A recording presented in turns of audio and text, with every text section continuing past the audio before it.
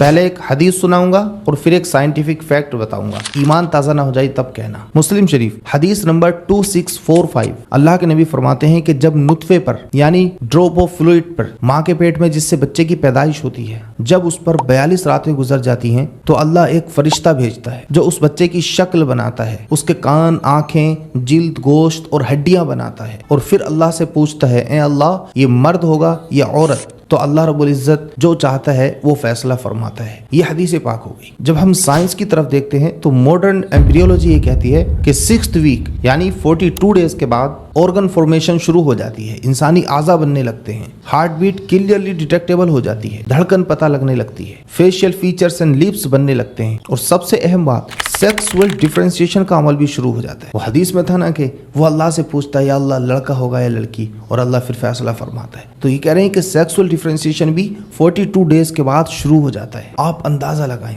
یعنی حدیث پاک میں جو کہا گیا ہے کہ 42 راتیں گزرنے کے بعد اللہ فرشتہ بھیجتا ہے، حیرت انگیز طور پر scientific embryonic development timeline سے بالکل میل کھاتا ہے۔ یعنی نبی صلی اللہ علیہ وسلم نے 1400 سال پہلے اللہ کے عطا کردہ علم کے مطابق جو کہا، آج سائنس بھی وہی بات کر رہی ہے۔ اسلام نے جو ایمبریولوجی کا تصور پیش کیا ہے، کتنے سائنٹسٹ ایسے ہیں جو اس کو سن کر کے مسلمان ہو گئے ہیں۔ کہا تھا نا کہ ایمان تازہ ہو جائے گا۔ یہ ہے آپ کا اسلام، اور یہ ہے ہمارے نبی محمد صلی اللہ علیہ وآلہ وسلم کے فرامین۔ زیادہ سے زیادہ لوگوں کو شیئر کیجیے اور ان کا بھی ایمان تازہ کر دیجیے۔